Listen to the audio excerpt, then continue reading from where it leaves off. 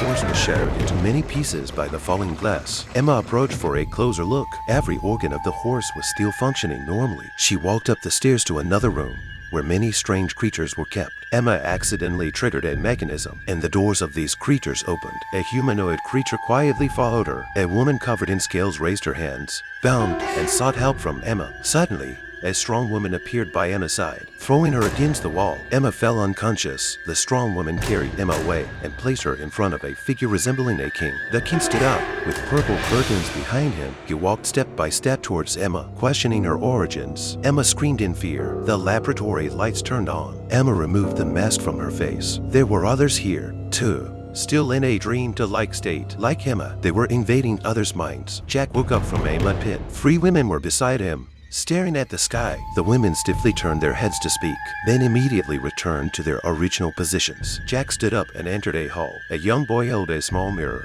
reflecting light. The boy ran backward, and Jack followed him to another room. In this room, there was a peculiar woman. Jack removed her mask, and the woman crawled over to kiss him. Suddenly, a winged man appeared behind Jack, covering his head with a cloth. When Jack woke up again, he found himself bound. The winged man was using scissors to cut Jack's stomach. The woman stood up, picked up a sharp knife, and stabbed the winged man from behind. His shoulder was pierced, and he screamed in pain. In the laboratory, 3 masked individuals were pressed. Jack realized he had just invaded someone else's mind. In the water puddle, there was a pile of densely packed things. A man emerged from the water. He was a schizophrenic murderer. This was a scene inside his brain. He removed his cloak, extended his hands, and walked in circles. Embracing himself, Emma appeared and approached the man. He hid in the woods, attempting to escape. Emma drew a bow and shot an arrow, hitting the man's foot. She went over, kicked him down, and used the bow to pin his hands to the ground. She relentlessly punched his face and ultimately killed him with a longsword. A nun picked up the injured young boy, placing him in the water. It turned out that the young boy was the kind personality of the killer. The police found the trapped victim in the water tank. They used an iron rod to break it open, and water gushed out. In the end, the police rescued the girl,